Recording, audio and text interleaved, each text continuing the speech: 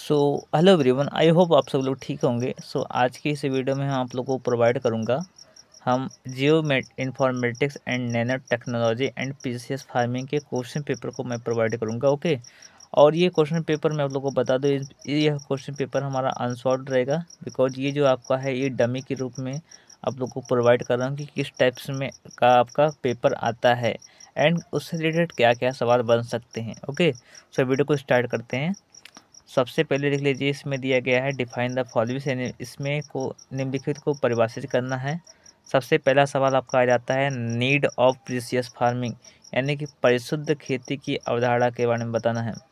Second दिया है हमारा एरियल फोटोग्राफी, यानी कि वायुवीय फोटोग्राफी क्या होता है इसके बारे में बताना है, इसकी डिफिनेशन देना है आप लोगों को। देखिए, एक पेज में इसको आप लोग दे सकते हैं या फिर आप 2 से 4 लाइन में भी इसको दे सकते हैं।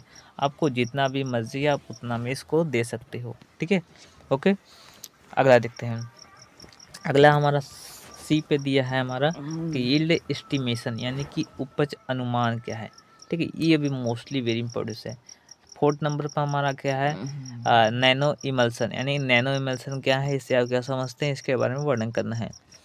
चलिए ठीक है, सेक्शन ए की तरफ बढ़ लेते हैं। सेक्शन ए में दिया है हमारा define nano biosensors, describe the characteristics and types of nano biosensor.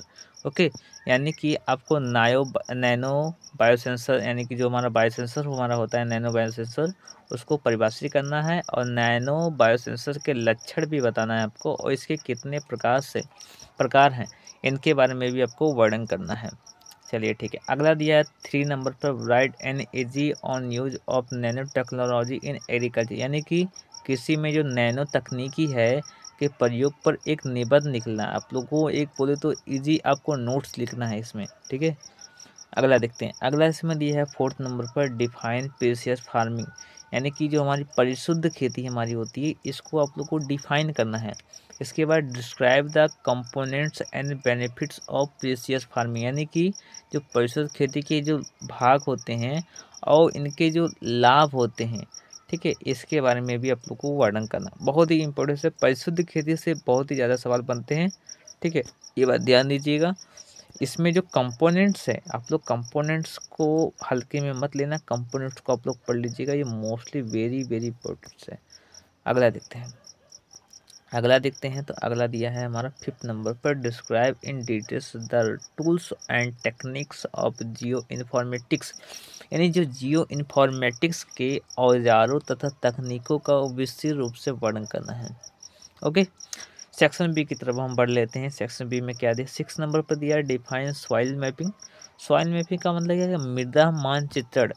तो इसको परिभाषा देना है इसको। ठीक है, परिभाषा देना है सॉइल मैपिंग का। इसके बाद describe the application of soil mapping through remote sensing, यानी कि रिमोट सेंसिस के द्वारा जो मृदा मानचित्रण होता है हमारा, यानी सॉइल मैपिंग होता है, इसका उपयोग का वर्णन करना है आप लोग को। ठीक है, आपको वो तो डिस्क्राइब करने का है सॉइल मैपिंग के बारे में।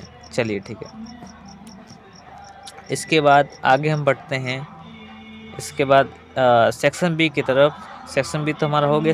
7th नंबर पर देख लेते हैं।